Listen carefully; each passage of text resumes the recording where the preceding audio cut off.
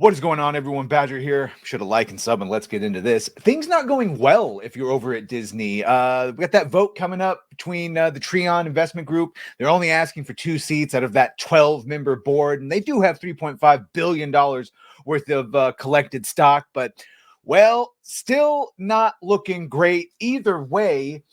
Disney has responded to Nelson Peltz and their slamming for woke, and they've also given in on that Florida website, which we'll talk about, lawsuit, which we'll talk about in a second. But first, of course, Disney responds to Nelson Peltz slamming Marvel for being woke. We have in an interview with Financial Times, Peltz was asked if Marvel Studios president Kevin Feige should no longer be heading the studio. The answer is yes, he should no longer be heading the studio. But he answered, I am not ready to say that, but I question his record, as do we all. Later in the interview, Peltz made it clear what he questions about Feige's record. People go to watch a movie or a show to be entertained. They don't go to get a message. Facts. And, many times where I will say that even the normies, the normal people that just go when they want to watch something, if they can't quite put their finger on what it is, if they don't want to call it woke, they still know there's something wrong and they don't like it. And that is, they don't want to be preached to. They don't want to get a message. And that's all you get from most modern movies, certainly from Marvel in the last 6-7 years. He asked, why do I have to have a Marvel that's all women? Not that I have anything against women, but why do I have to have that? Why can't I have Marvels that are both? Why do I need an all-black cast? Because they need stunning and braveness. And, of course, Peltz's criticisms are not unheard of. Kevin Feige made them in an interview with Jason Squire on his the Movie Business podcast back in 2023.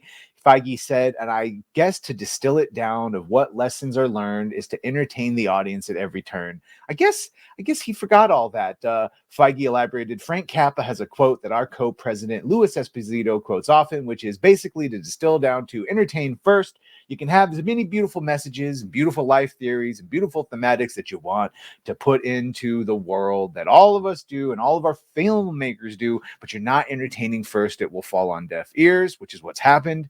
I think that's always been that way. Kevin Feige added, thankfully, you're making the kind of movies that you love to see that also goes into entertaining yourself, which is what we try to do there at Marvel Studios. Well, I don't think you've been trying to do that for quite some time.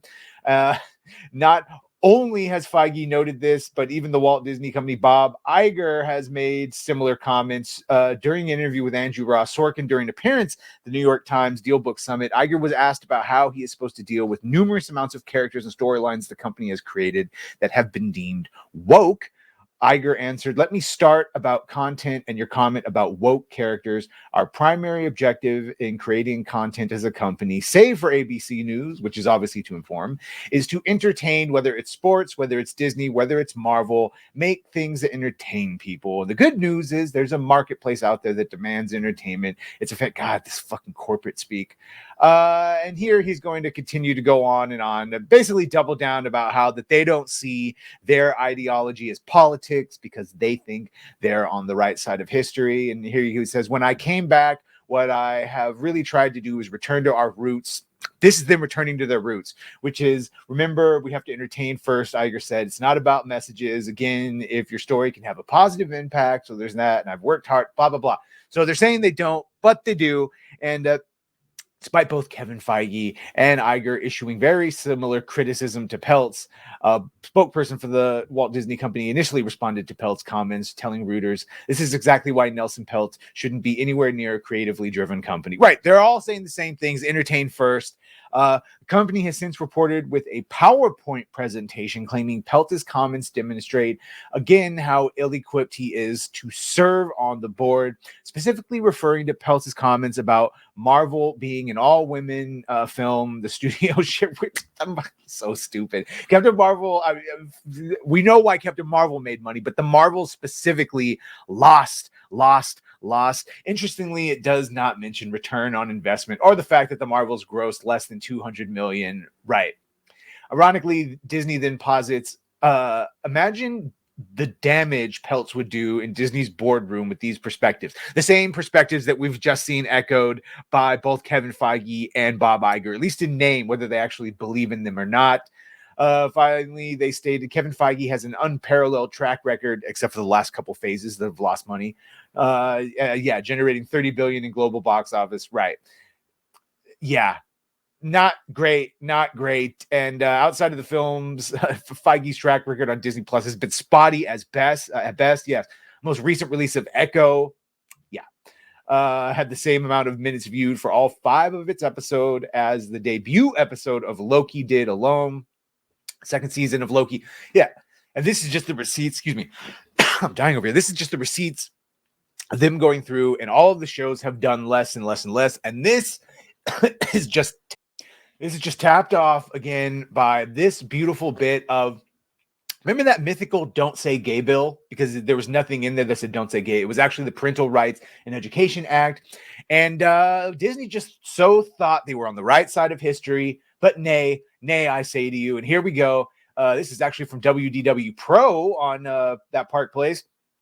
How many of you heard from so-called experts that Disney would absolutely win their lawsuit against Florida? How many of you heard that Disney was doing the obvious 100% correct step of fighting Florida over DEI initiatives and state-sponsored curriculum aimed at bedroom issues for small children? Well, those who told you Disney was on the right side of the history are now being stuck on being on the opposite side of Disney. You see, Bob Iger's House of Mouse has agreed to settle with Florida, and it's all in Florida's favor. Disney agreed to drop its lawsuit against Florida Governor Ron DeSantis in a major win for the new board overseeing the land encompassing Walt Disney World Resorts. And of course, Disney lost that after, again, trying to fight Florida on its Parental Rights and Education Act. The settlement agreement on Wednesday includes Disney acknowledging 11th hour deals it made with the outgoing Reedy Creek Improvement District are now null and void.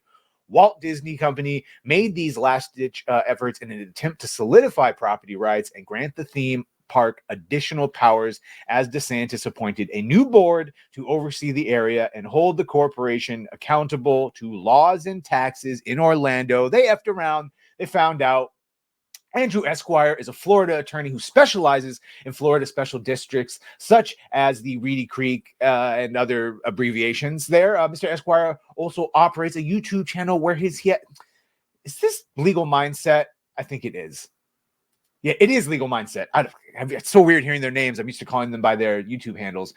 Yeah, so this appears to have happened, but how does it reach $1 trillion in damage for Disney? To assess that, Legal Mindset has stated repeatedly that Disney was subject to very special benefits as a result of essentially controlling its own local government when Disney opted to take an official counter position to the state regarding the Parental Rights and Education Bill, termed "Don't Say Gay" by opponents and falsely ran as the actual name by media outlets. Disney brought extra scrutiny upon its sweetheart deal arrangement. When the deal was ended, it also brought intense inquiry into how exactly Disney had been able to essentially run a local government as if it was a wing of the company. Even CEO Bob Iger seemed confused that he didn't own said local government. And here is the entire list of things they've agreed to. But let's just say Disney ain't going to be happy. They've lost a lot of their things, a lot of their special privileges and power. And by all means, go check out WDW Pro and Legal Mindset. And they've linked here. Yeah. Enjoy the losses. This is what happens, Disney, when you continue to double down on these dangerous and in some cases straight up illegal DEI enforcement and inclusion standards. Let me know what you think of this in the comments. Make sure to like, share, and sub. If you've done that, thank you. If you're gonna do that, thank you. And well, bye.